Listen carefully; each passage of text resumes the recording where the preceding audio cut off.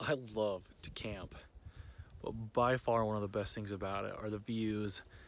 And man, the sunrise this morning was unlike anything I've seen in such a long time. It is stunning. The clouds behind me have this really neat pink tint to it. The sun's coming up over the mountain over there. It is ridiculous. It is so beautiful.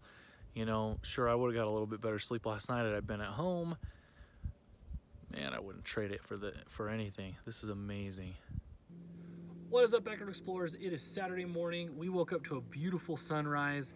I'm just working on some breakfast right now.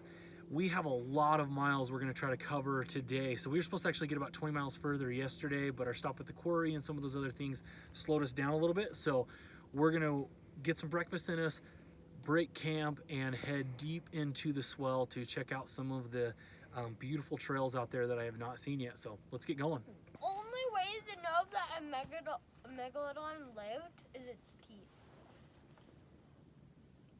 Wow, was that the only thing that survived? Because sharks are made out of, what is it called? Cartilage. Yeah, cartilage. They don't have bones. So the only way to believe that they lived is their teeth. Something I highly recommend, pick yourselves up some packing cubes. We get one for each of us, and it's really nice. Put the kids' clothes in it, then that way they know where all their stuff is. We throw it up there in the Jeep attic, which is nice, and it allows us to just kind of keep track of everything.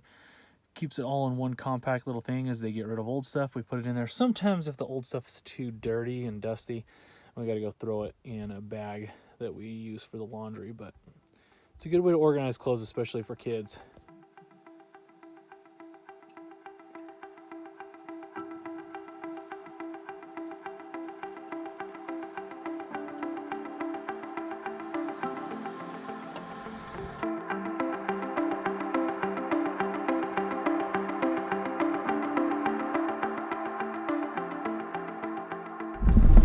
See all those amazing rock formations in the swell in front of us. It's so beautiful. And I like that we're headed right towards it.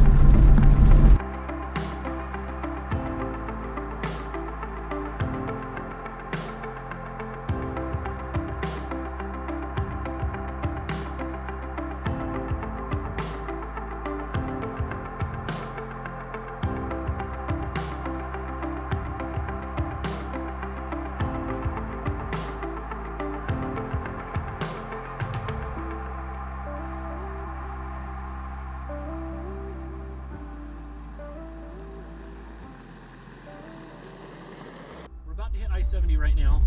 We're basically on the southern part of the northern half of the San Rafael Swell. We'll be on I-70 for about 5 miles is all, and then we will jump off and head towards further south deep into the San Rafael Swell. This area, it is so cool. I just like, when I'm in it, I just think this is like the Badlands. It is so crazy how just wild it is in here. All these rugged rocks, really cool terrain. Right, we've jumped onto the dirt and we are on Temple Mountain Road right now, which is a road that I've been on many times. It's a very popular access road off of I-70 to get into this part of the San Rafael Swell. And a lot of the offshoot trails lead to a lot of the cool things like Swayze's cabin and different pictographs in the area that I've covered in some of my other adventures. So we're going to be on this for a little bit as we dive deeper into the swell.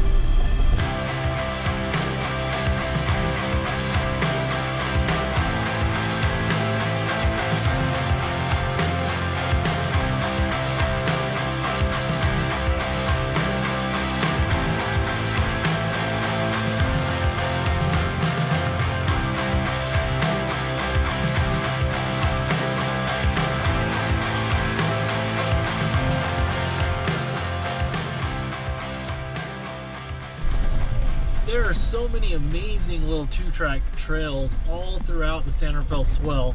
I have barely scratched the surface of them, and this one just off of Temple Mountain Road is so cool.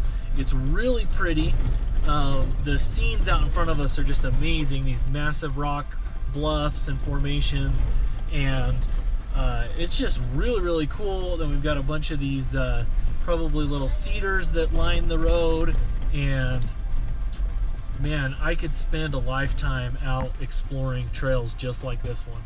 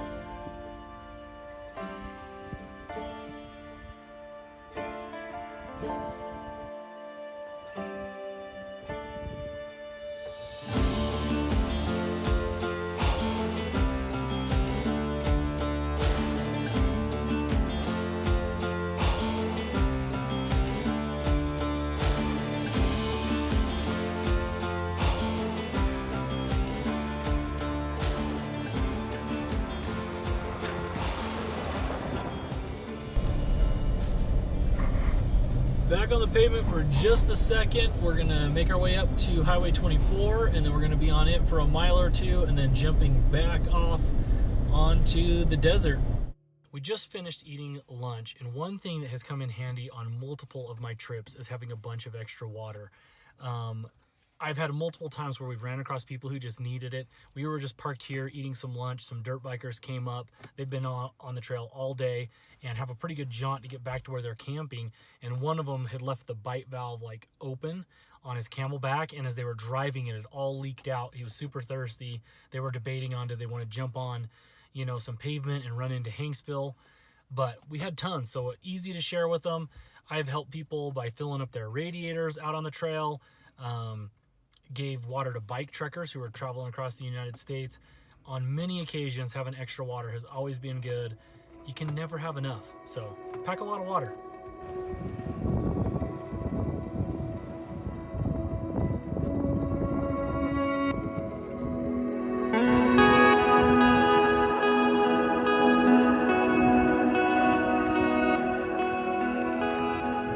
Well, the first, couple hundred yards of this trail have been interesting. It's way more sandy than I was expecting.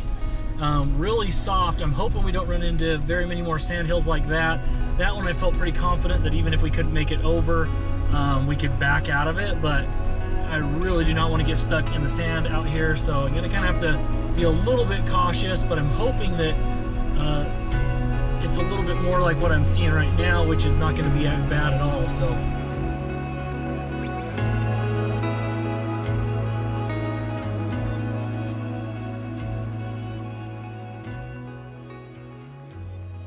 I jumped back onto a little bit faster two-track. That cutoff road, really sandy, really grown over. You can tell it's hardly ever being used right now. Some guys on some dirt bikes went through, but I'll bet it's been a long time since somebody has gone through in a four-wheel drive vehicle.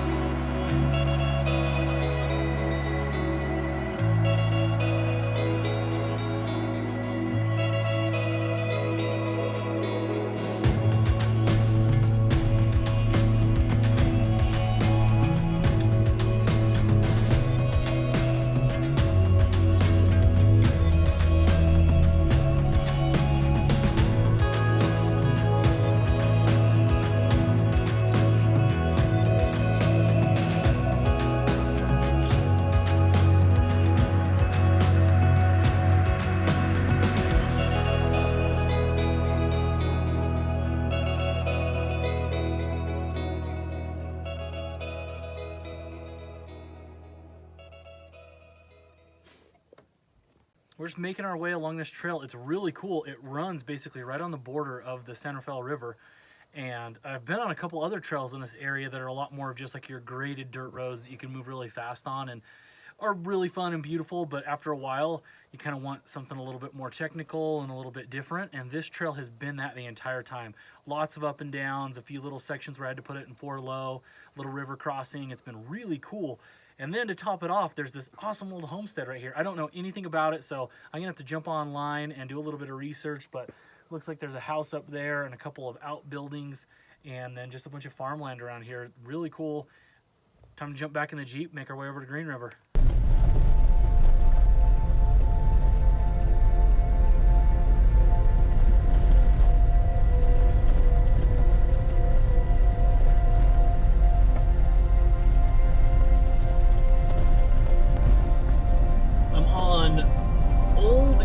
State Road. I'm assuming that this road was replaced by Highway 24. I'm not certain on that.